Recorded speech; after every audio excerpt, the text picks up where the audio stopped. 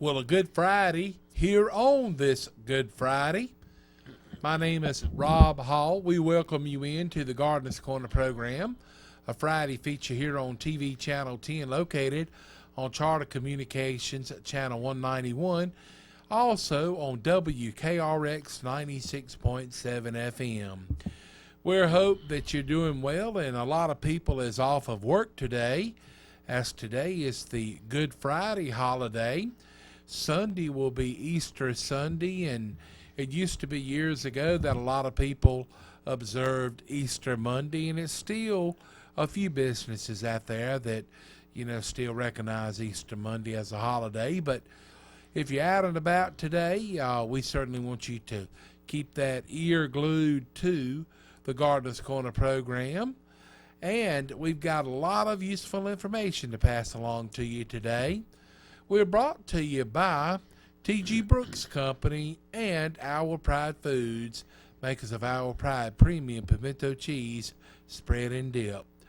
Without further ado, I'd like to make welcome to the program the all-seeing, the all-knowing, the big kahuna himself, the man that has been known to give information to the Easter Bunny about the upcoming weather and forecast for the spring. A man that gets up, looks in the mirror and say, man, I've got a lot on my plate today. I've got to get hopping. All the way from the North Carolina Cooperative Extension Service, a man that never puts all of his eggs in one basket. If you would at this time, please make welcome Mr. Call. Here comes Peter Cottontail Cantaloupe. It always gets better and better. And a good morning and a happy Easter to you, my Happy friend. Easter, Rob. Yeah. This is a pre-recorded edition of the Gardener's Corner program. Carl is actually off today, and he is ever more deserving of a day off. He has had a really hectic schedule the last few weeks, and I kind of chuckle at it when he tells me about some of the things, but this past Saturday was the day that they had the fruit tree pruning demonstration here in Person County. And, Carl, you were saying you had a good crowd on hand. Yeah, we had about 30 people, and at one point it started to spit a little bit of rain, but it held off for the most part. But it was kind of cool and cloudy, but we had a good turnout. Well, and I know that the people attending enjoyed it and picked up a lot of useful information. Anyway, after Carl got finished with the pruning demonstration, he went to the asparagus patch and picked asparagus. That's right. And then he left there and he went down to the Granville County office and done some tree pruning down there. So he had a pretty busy weekend, and so anyway, we are again pre-recording the show for today, but good Lord willing, we should be back live in the studio next week. But we've got a lot of useful information to pass along to you, and we'll jump right in. Carl had made mention to me last week on the show that the asparagus was about 2 weeks ahead of time, and said that the asparagus was turning out really nice. And he predicted that with the cold weather that we was going to get, the first part of the week, that it would slow down, and it did just that. I know Tuesday morning we were down to about 29 degrees here at the radio station. And Carl, you had made mention on the last program that if people had, asparagus, that one of the best things that they could do was pick them really close before, the cold weather and frost got here. Right. And that it would maybe slow the growth down, but they should come back out in a few days, you're thinking? Yeah, it depends. If we had a real hard freeze, like 30, like you say, you got down to 29. 29 here at the station. Yeah, normally what happens then is the signal is sent down to the asparagus crown, and it delays the emergence of new spears for about a week. So that's probably what we'll be faced with, a 1 week lag time until the crown sends up new spears, and you really can't overpick because of that. Because of frost damage, you just kind of have to chalk that up as lost yield. So in other words, don't pick longer just because the asparagus got frosted out. You just have to kind of accept that and go on, and don't try to overcompensate for the frost. Well, Carl, 1 week from today will be April 1st, and I know that you had said as of April 15th in the Piedmont, we still have like a 50% chance of frost. That's right. On up until the 1st of May. Mm-hmm. Now, for those people that would like to maybe go ahead and roll the dice, so to speak, and maybe get a jump and try to plant some things on the outside that it may still be a little bit early to, but if they want to give it a shot, they need to think about some ways for more or less frost protection and cold weather protection, correct? Yeah, that's true. One thing I'd like to talk about now is just the way that frost protection works.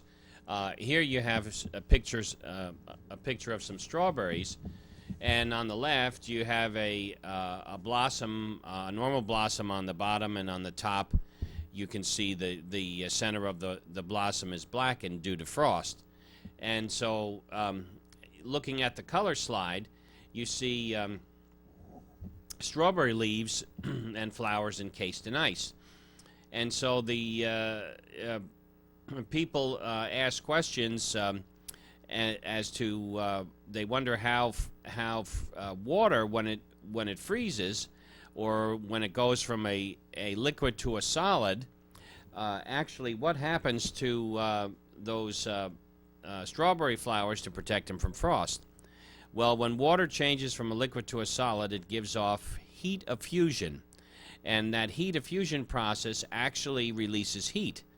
And so as long as you continually apply water to those blossoms all throughout the time that the temperature is below 32, that heat is directly transferred to the blossom. But if you stop applying water, all that that effect is negated. So you have to keep applying water as long as the temperatures are below freezing, and then don't stop applying water until you can actually see all of the ice has melted from the plants the next morning. So this is what commercial growers do.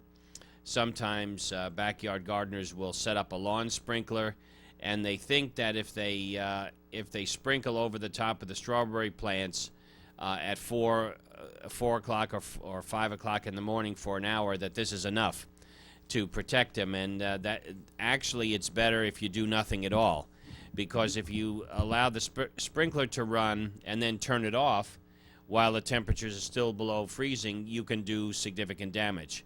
So homeowners, whatever they have to cover their plants, canvas, burlap, the floating row cover material, the remay, anything that they have to cover the plants will give them a few degrees of frost protection. But the concept is really amazing, because you can actually protect plants down to 21 degrees by sprinkling water.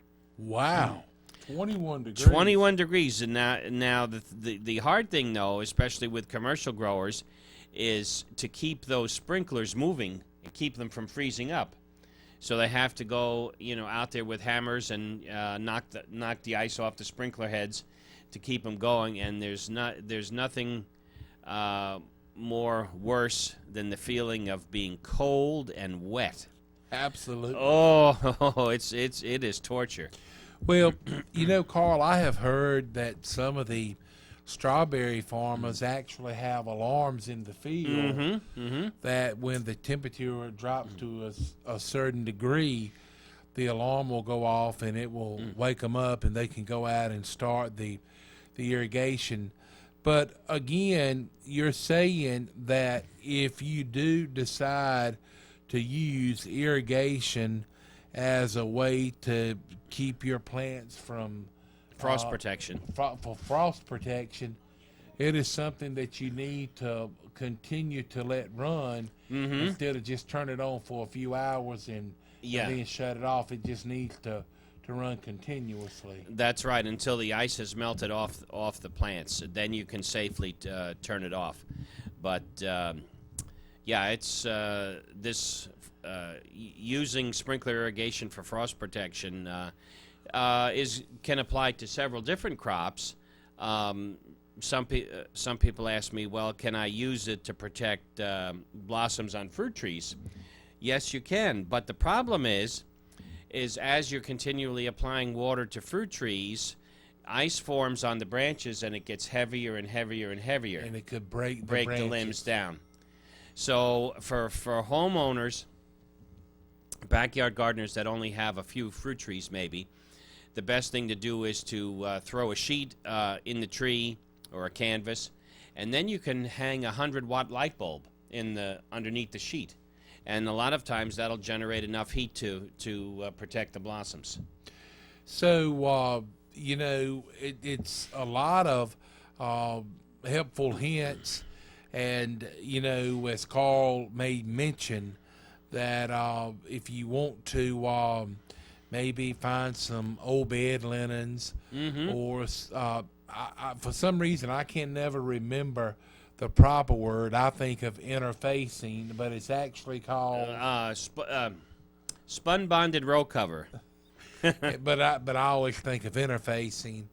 Or Remay. Remay is the brand name, one of the brands. But one thing that you need to be aware of, as the temperature starts to warm in the morning, you need to remove any covering that you may have, because of the daylight hour temperatures, and then you may have to recover that night, and it can be quite the task. And I guess in a sense, if you have a lot of more or less vegetation and plants to protect, irrigation is one of the easiest ways. But as Carl said, you do face challenges of the water lines and sprinklers actually freezing up. Yeah, that's correct.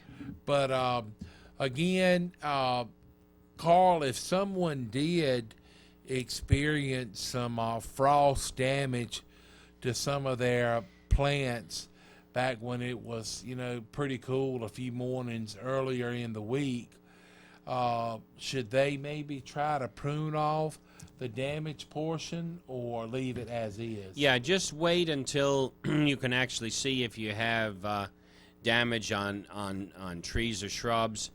With vegetables like asparagus, if some of the spears have turned to mush, you can go ahead and try to cut those off as best you can, or it'll just go ahead and disintegrate and rot if you don't do anything, and that's okay. That doesn't cause any problem. But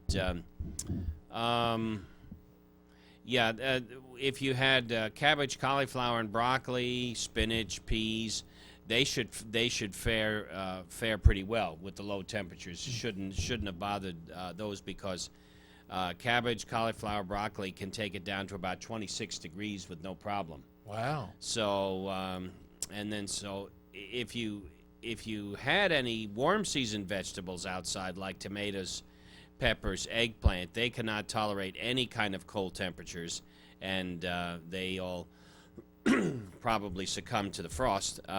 So with those warm season vegetables, it's to be safe, don't put them out in the garden until the first week of May. With other vegetables that maybe that you didn't get a chance to plant yet, such as the cabbage, cauliflower, and broccoli. You might want to try to see if you can get in an early crop of peas, English peas, maybe possibly some spinach from seed. You can give that a try, and planting Irish potatoes. Now would be a good time to get Irish potatoes in the ground. And basically, when we plant those, again, always buy potato seed for planting. Make sure that it's disease free. Look for the blue tag when you buy them at the garden center or wherever you go.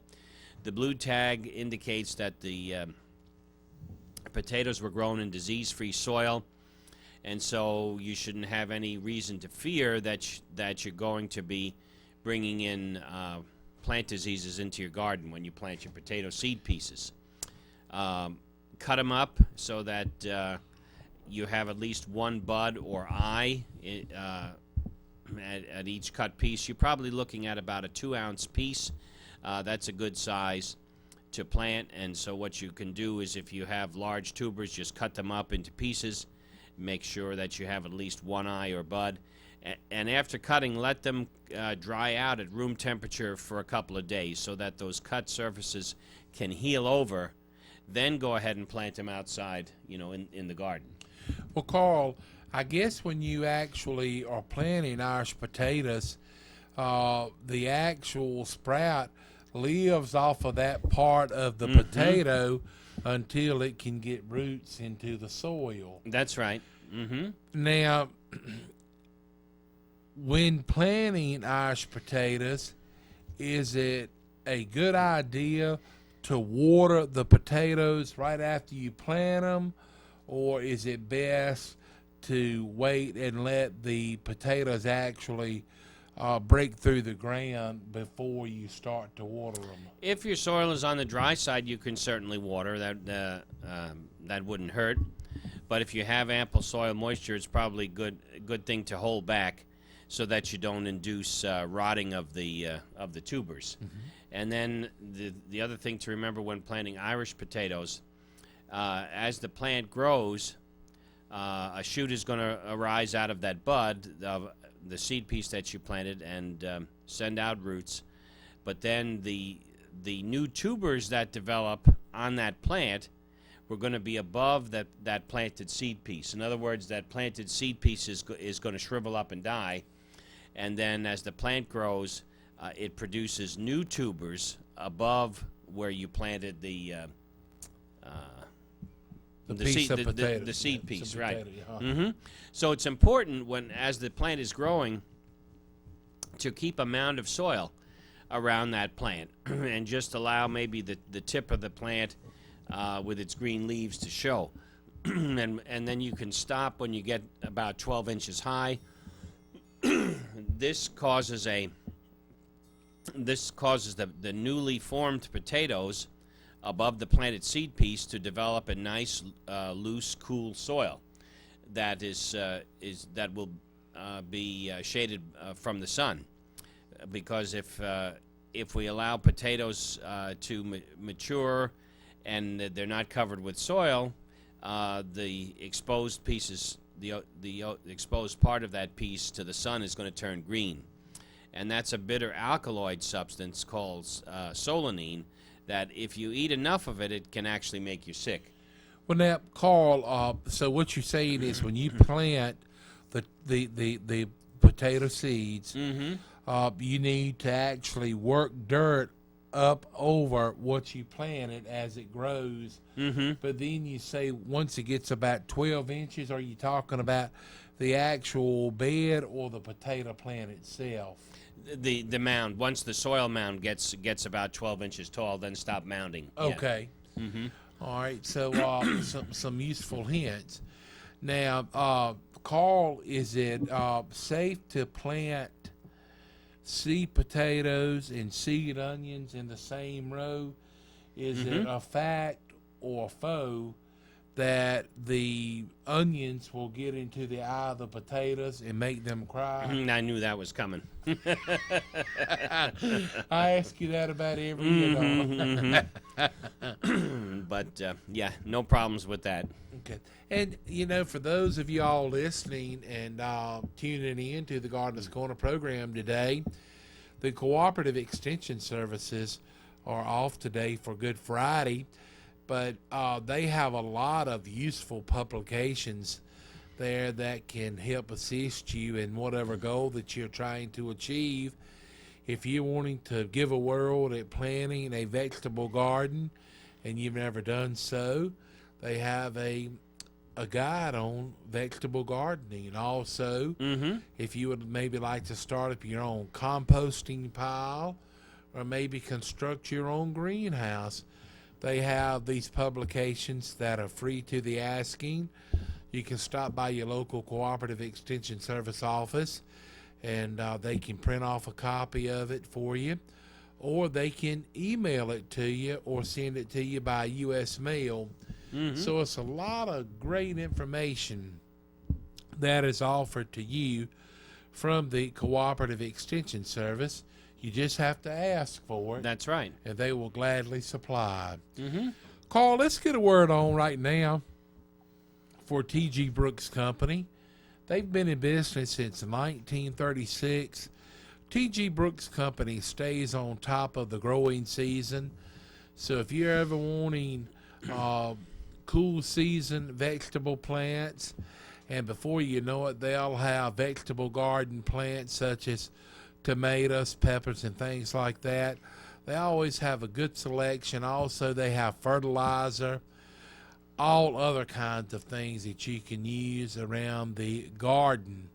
So let's take a trip down to T.G. Brooks Company in Timberlake. Hey, it's time to put some plants in the ground, like broccoli, cabbage, lettuce, collards, cauliflower, herbs, and early tomatoes. Where do you get them? T.G. Brooks Company. T.G. Brooks Company has your plants. And you know what? You still have time for a weed-free and healthy lawn by applying pre-emergent and weed control, both the granular style and the slow-release fertilizer. This will provide up to 8 months of weed control on your lawn that makes it hard to manage. Transform your lackluster lawn into a lush and beautiful landscape. They have plenty of fertilizer, lime, and weed control to get you off to the proper spring start. And so that you can have the prettiest lawn and be the envy of the neighborhood, they have hardwood and dyed mulches by the scoop and pine needles by the bag. They have all the most popular lawn and garden chemicals like your insecticides, herbicides, and they have your soils like topsoil, bulk planting soil, potting soil, cow manure, and they have pine needles. They have for sale or rent spreaders, power pluggers, and plenty of tools to do the work, plus nice wheelbarrows, and to further beautify, they have stepping stones and wall stones.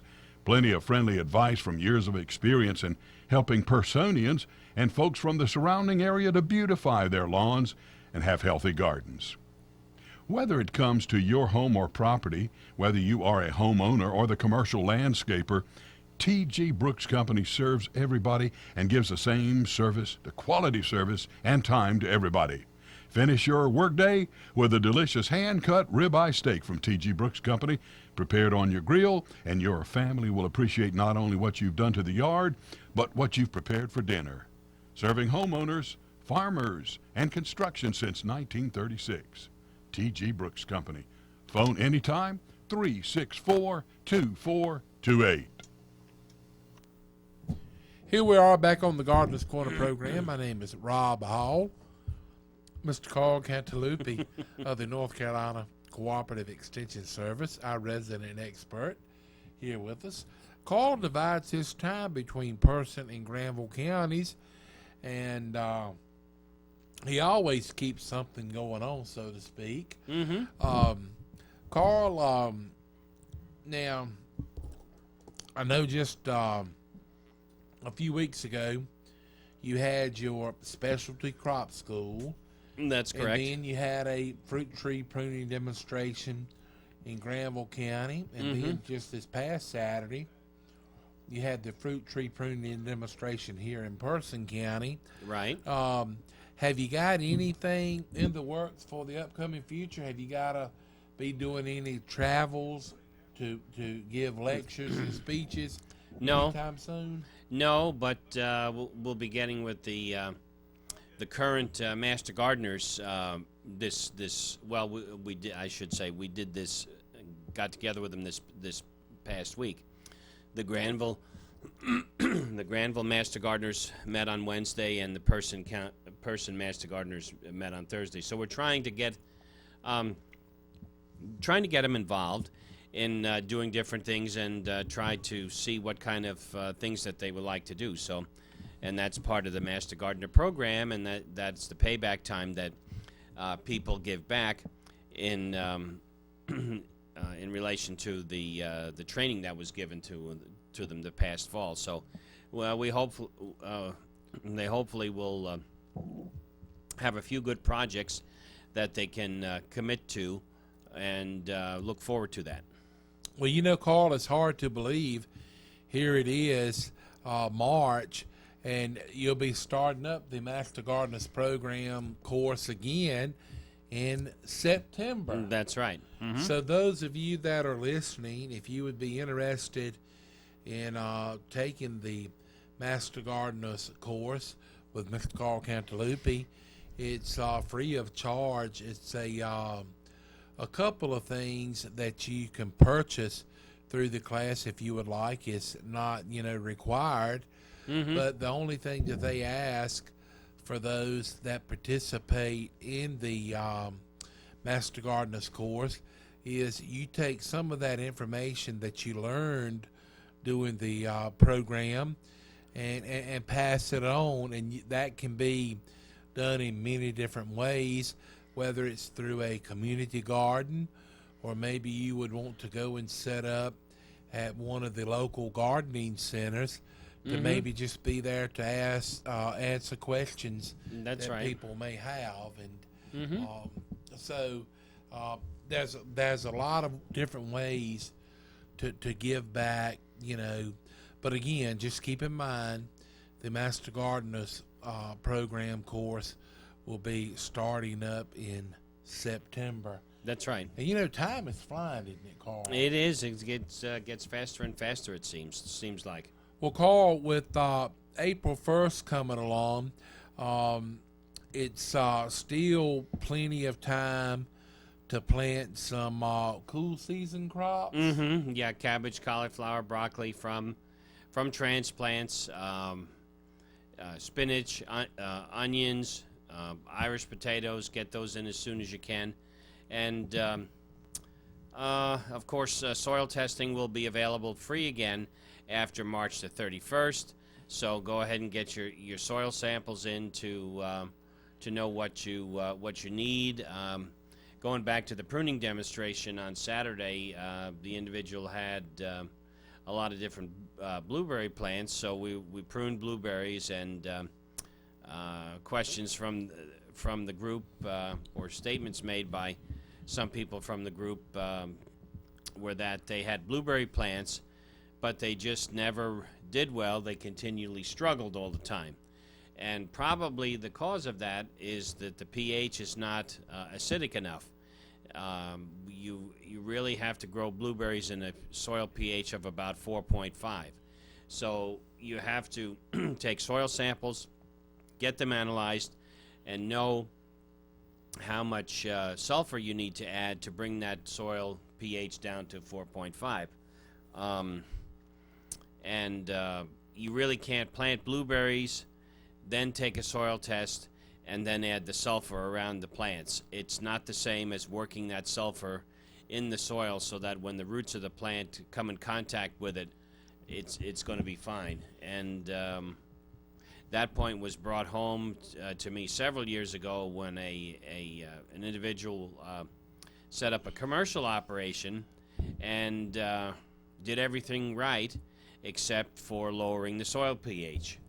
So as a result, the plants struggled and struggled, even though he gave the plants the amount of sulfur that they required.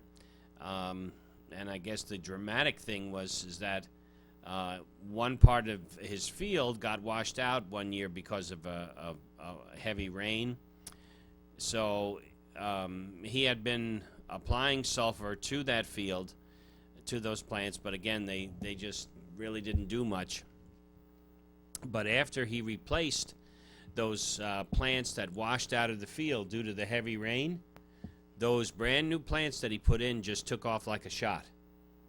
Really? Yeah, so that's the amazing thing about blueberries, is that they will grow and they'll produce well for you if you treat them the right way and get that soil reacted, get the sulfur reacted to the soil ahead of time before planting, so that when you do plant the plants in the soil, the pH is right where it's right where it's wanted, and the plants start taking off right away. Well, now, Carl, I'm thinking you had said on the last program that for people that maybe had already purchased blueberry plants, if they are in, the container from the gardening center, if you have not, more or less done soil samples and incorporated the sulfur into your land to get the pH correct, just go ahead and leave those in the containers in which they were bought in. Do your soil samples, and then add your sulfur as needed. And this takes, I believe you said, 2 to 3 months for the sulfur to be that's right, incorporated into the soil, mm-hmm. and then plant your blueberries. So if you've already purchased them and they are in the containers, just leave them there, but will have to water them in the container. That's right. But go ahead and get your soil, and as Carl said, once you've got your soil pH level correct, when you plant them, they'll just kind of grow like wildfire, so to speak.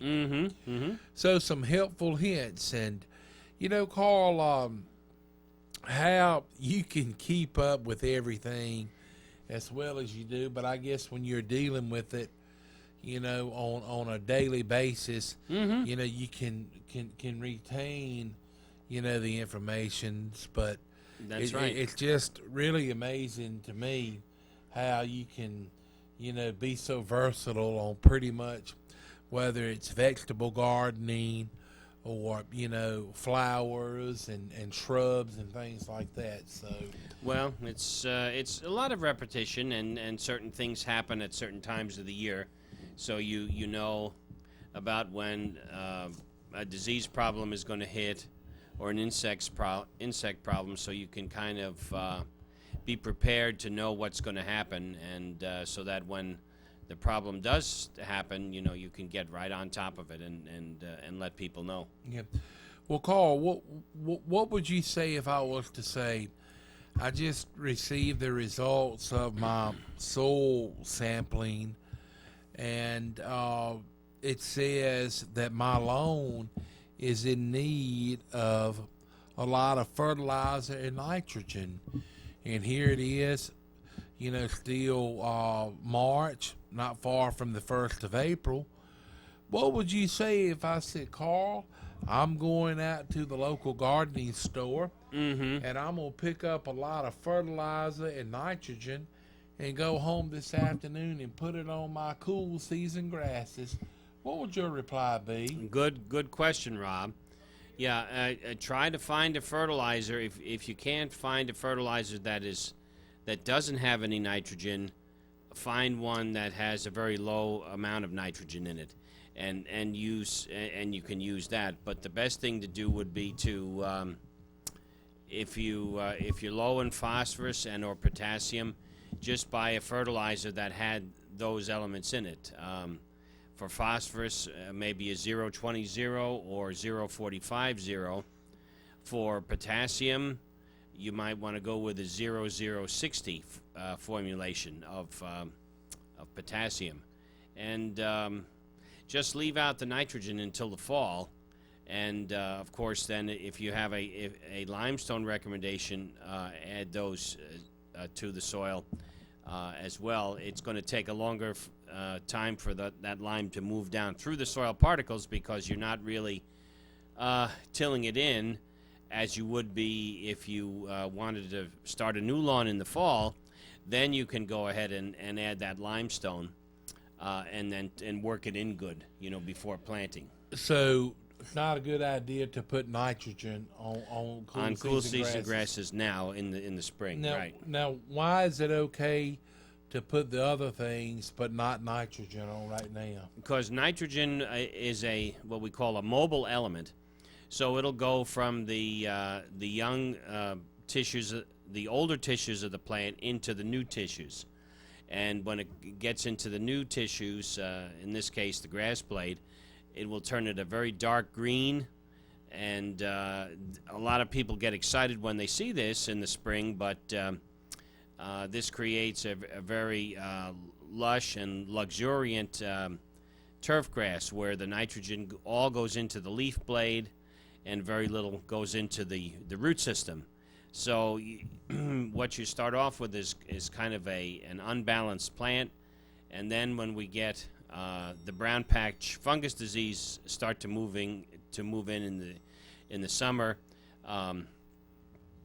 the fungus invades the plants and causes massive death or dieback of grass plants.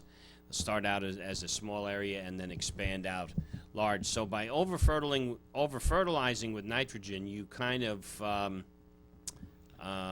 what's the word I'm looking for? Or open the door? Yeah, you make it more susceptible for brown patch fungus because that's what the fungus likes to attack is soft, succulent tissues. And if you wait until the fall to apply your nitrogen, the nitrogen will go down into the root system and it's stored up for next year's growth. So that's a more wise use of nitrogen. Well, Carl, with that being said, so a lot of times in the hot summertime, when people that have put on a lot of nitrogen in the springtime of the year on their cool season grasses, when they get this brown spot patch fungus, they may be thinking that it's from drought when in fact it may not be at all. That's correct, yeah.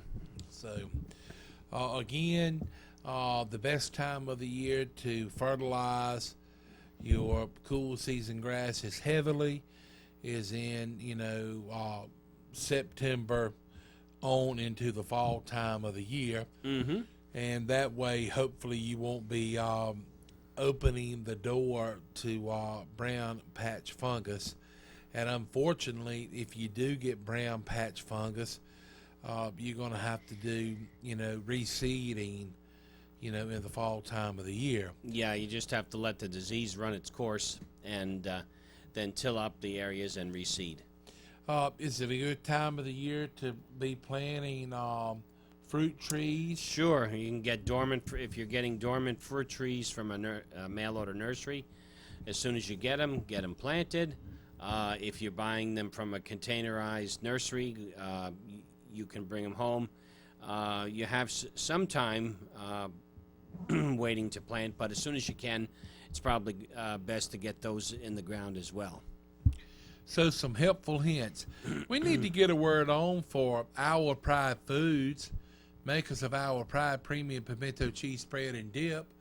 We do appreciate their support and want to let you know that maybe over the Easter weekend that's upon us, you may want to have some Our Pride Premium Pimento Cheese Spread and Dip.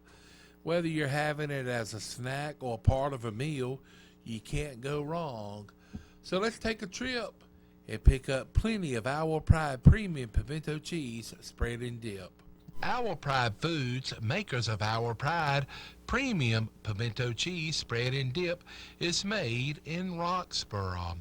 Whether you're having a family gathering or would just like a snack for yourself, be sure to keep plenty of Our Pride Premium Pimento Cheese Spread and Dip on hand. Goodness grows in North Carolina. Our Pride Foods, makers of Our Pride Premium Pimento Cheese, is available at T.G. Brooks Company, Hurdle Mills Market and Butcher Shop, North Main IGA, Twins Meat Market, Just Save, and Food Line stores. Also, if you're in Uptown Roxborough and get the hankering for some Our Pride Premium Pimento Cheese, you can enjoy it at Cole's Pharmacy and Triss's Espresso. That's Our Pride Foods, makers of Our Pride Premium Pimento Cheese spread and dip. Try the jalapeno added for extra flavor. Goodness grows in North Carolina, and Our Pride Foods, makers of Our Pride Premium Pimento Cheese spread and dip, is located in Roxborough. Here we are back on the Gardener's Corner program. My name is Rob Hall, resident expert, Mr. Carl Cantalupi of the North Carolina Cooperative Extension Service. We appreciate him sharing his knowledge with us. Carl, the Gardener's Corner program has been going on, what, about 20 years now? 20 years into April of 1996 we started. So in April of 2016 it'll be 20 years. Hard to believe. Wow. It is a very popular program, and we hope that our listeners enjoy it. And, Carl, one nice thing about you being here, you sometimes, in talking about the topics that you choose to talk about, and typically you talk about more or less current things that are going on. That's right. And things that need to be done. That helps the listeners out quite a bit as to know what to be watching out for. Carl, would it be a good time if the listeners have not already? Would it be a good idea to go ahead and maybe pick up a more or less a sprayer to where they could start spraying fungicides on fruit trees? Yeah. Definitely go ahead and get yourself a sprayer, one that has a maybe a 3-gallon tank with a backpack sprayer works very well for this. It has a nice handy lever that you can push up and down, create the pressure inside the tank, and then use to apply insecticides and fungicides.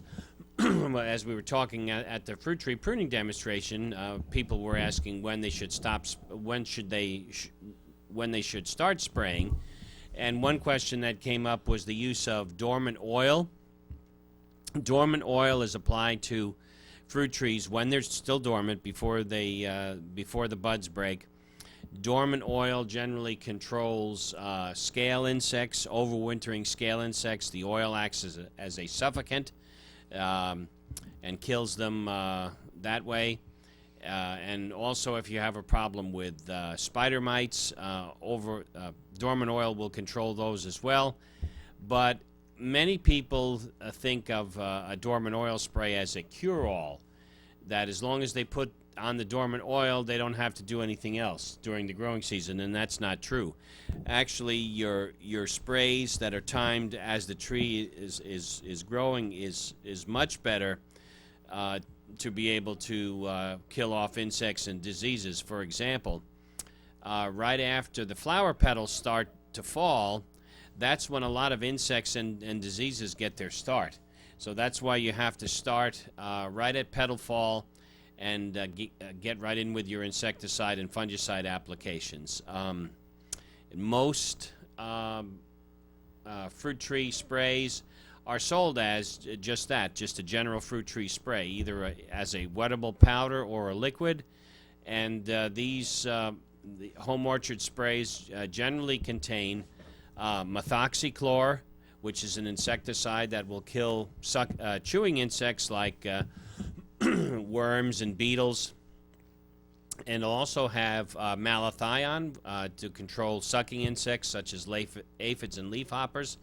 And then it will also have a fungicide, usually it's Captan, C-A-P-T-A-N, And Captan is very good in preventing brown rot of peaches, plums, cherries, and nectarines.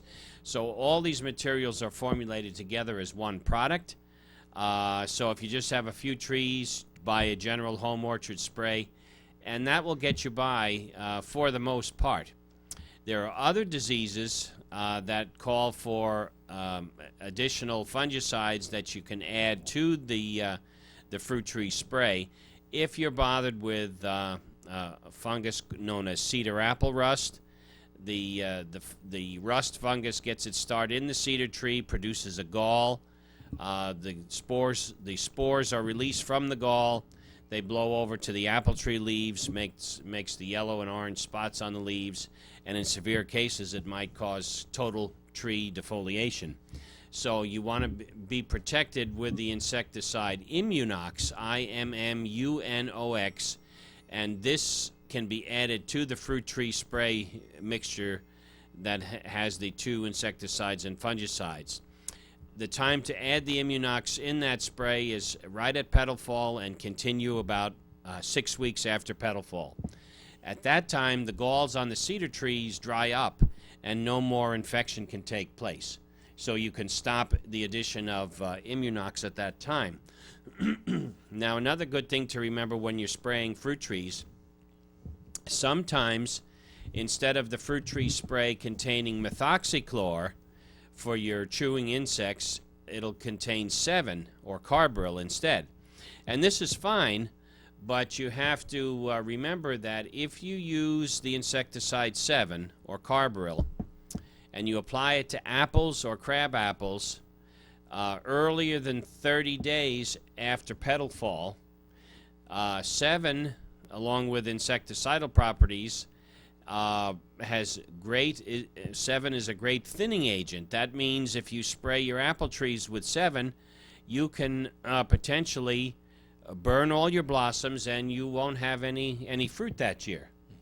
So you want to wait at least 30 days after petal fall to use 7 to control insects on apples and crab apples. It doesn't work as a thinning agent in other fruit trees, just in apples and crab apples. In fact, some people that have crab apple trees planted in the landscape, they don't like the small fruits falling down and staining the sidewalk. So when the tree is in full bloom, they'll spray it with 7, and guess what? There's no fruit produced then. So, and the tree is just there for the beauty of the tree. That's right. Well, that's interesting, Carl. And again, when spraying for the fungicides, it's one of those things you cannot wait until you see the effects of it. That's right. You need to spray ahead of time to ensure that you do not have the problems. And we've got a good publication that's called Insect and Disease Control in the Home Orchard. In fact, I handed those out at the fruit tree pruning demonstration, so we've got plenty of those available. So give us a call at the Extension office at 336-599-1195 and ask for the Insect and Disease Control in the Home Orchard publication, and we'll be happy to send it out to you. And just keep in mind that the office is closed today in observance of the Good Friday holiday, but they will be open on Monday. Carl, we got a few more minutes left. A quick question.